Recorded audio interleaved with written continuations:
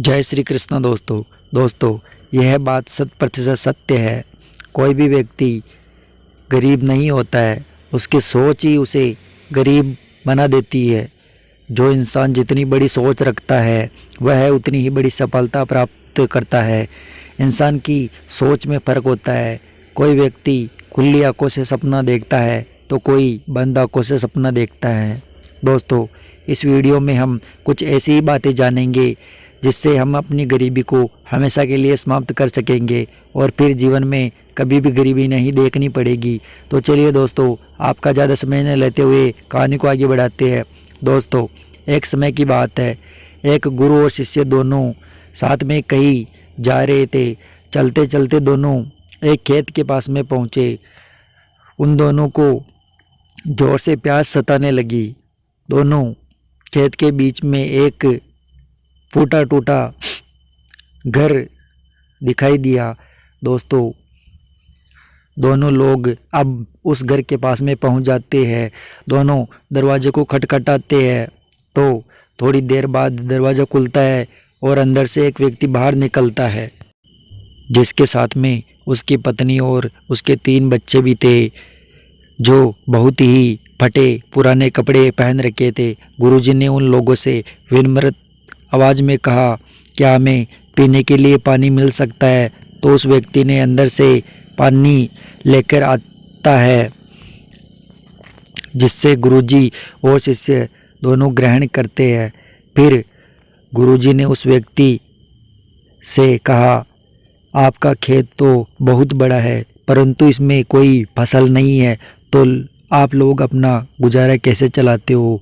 गुरुजी ने जो बात कही उसे सुनकर वह व्यक्ति कहता है, गुरुजी, हमारे पास एक भैंस है जो काफ़ी दूध देती है। वही दूध बेचकर जो कुछ पैसा मिलता है उसी से हम अपना गुजर बसर करते हैं। इसी तरह बातों ही बातों में शाम हो जाती है। गुरु ने सोचा कि आज की रात्रि हम यहीं रुक जाते हैं। उसके बाद में गुरु ने उस व्यक्ति से रुकने की अनुमति मांगी तो उस व्यक्ति ने अनुमति दे दी। गुरु और शिष्य वहीं रुक जाते हैं। अब आधी रात्रि बीत चुकी थी। अचानक गुरुजी नींद से उठते हैं और शिष्य के कान में धीरे से आवाज़ देते हैं कि शिष्य, चलो अब हमें यहाँ से चलना चाहिए और साथ में इसकी भैंस को भी लेकर चलेंगे और उसे जंगल में छोड़ देंगे। गुरु की ऐसी बात सुनकर शिष्य थोड़ी देर के लिए चकित रह जाता है कि यह वह गुरु नहीं है जो इतना ज्ञान दिया करते थे। आज पहली बार किसी के साथ गलत करने के लिए बोल रहे हैं, लेकिन वैसे गुरु की बात टाल भी नहीं सकता था। आखिर में वह गुरु और शिष्य उस भैंस को लेकर जंगल की तरफ निकल पड़े और उस भैंस को जंगल में ले जाकर ऐसी जगह छोड़ देते हैं जहाँ से वापस आना बहुत ही मुश्किल था।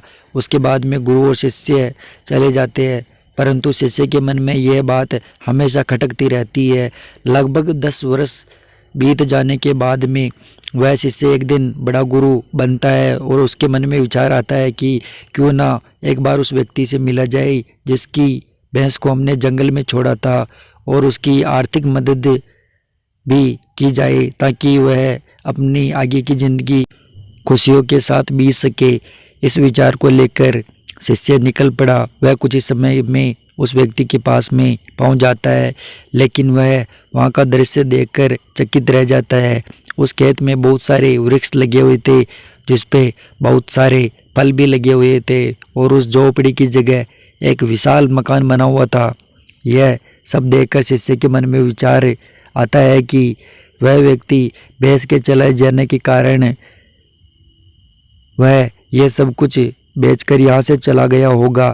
यह सोचते हुए वह शिष्य वापस लौटने लगता है। तब उस शिष्य की नज़र उस व्यक्ति पे पड़ती है, तो वह शिष्य उस व्यक्ति के पास में जाकर कहता है, शायद आप हमें ना पहचानते हो, लेकिन कई वर्षों पहले हम आपसे मिले थे। तब उस व्यक्ति ने कहा, मैं आपको कैसे भूल सकता हूँ, आप तो उस दिन बिना बिताए ही चले गए थे, और उस दिन के बाद में मेरी भैंस भी कहीं चली गई। मैंने उसे बहुत खोजा लेकिन वह हमें नहीं मिली और ना ही आज तक वापस लौट के आई है। मैं कुछ दिन तक बहुत परेशान रहा, कुछ समझ में नहीं आ रहा था अब मैं क्या करूं, परंतु जीने के लिए कुछ ना कुछ काम तो करना ज़रूरी था। इसलिए मैंने लकड़ियां काट कर बेचने का काम शुरू किया। जो भी उससे पैसा मिला मैंने उसे अपने खेतों में खर्च करके फसल उगा ली। फसल बहुत अच्छी हुई जिससे मैंने एक फलों का बगीचा लगा दिया और जिसमें बहुत अच्छे फल आने लगे। इसलिए आज मैं शहर में फल बेचने वाला सबसे बड़ा व्यापारी हूँ। यह सब कुछ आप जो कुछ देख रहे हो उस बेस के जानने के बाद में ही मैंने प्राप्त किया है, क्योंकि उस बेस के जानने के कारण ही मैंने दूसरा कार्य करना शुरू किया। उसके जानने के बाद ही मैंने दूसरा कार्य करने का रास्ता चुना जिससे मैं पैसे कमा सका और आज अपनी ज़िंदगी बहुत खुशी से बिता रहा हूँ और शहर का सबसे बड़ा व्यापारी भी हूँ। यह बात सुनकर शिष्य कहता है, यह कार्य तो तुम पहले भी कर सकते थे। तब वह व्यक्ति बोलता है, कर सकता था, परंतु मेरी ज़िंदगी बिना मेहनत किए चल रही थी, इसलिए मुझे कभी भी इस बात का एहसास नहीं हुआ कि मैं कोई और दूसरा कार्य करूं। यही कारण था कि मैंने कोई दूसरा कार्य करने की कोशिश ही नहीं की। बेस के जानने के बाद में मुझे इस बात का एहसास होने लगा कि मुझे कोई दूसरा कार्य करना चाहिए। मैंने उसी समय यह दृढ़ निश्चय किया कि अब मैं ज़िंदगी में जो कुछ भी करूँगा अपने दम पे करूँगा। इसी संकल्प की वजह से आज मैं इस मुकाम पे पहुँचा हूँ। दोस्तों, इस कहानी को सुनकर आपको भी इस बात को सोचना चाहिए कि अगर आपके जीवन में भी कोई रुकावट है तो बिना रुके आपको उसका सामना करना चाहिए और आगे बढ़ना चाहिए। आपके पास में जो कुछ है उसे खोने का भय मत करो, क्योंकि आपके पास में खोने को बहुत कम है, लेकिन कामयाबी के बाद पूरी दुनिया प्राप्त कर सकते हो। दोस्तों, आशा करते हैं आपको यह कहानी अच्छी लगी होगी। इसी तरह के ज्ञानवर्धक वीडियो और कहानियाँ सुनने के लिए हमारे यूट्यूब चैनल ज्ञानसार 0007 को सब्सक्राइब कर लीजिए और वीडियो को लाइक करके कमेंट में लिख दीजिए। जय श्री कृष्णा दोस्तों।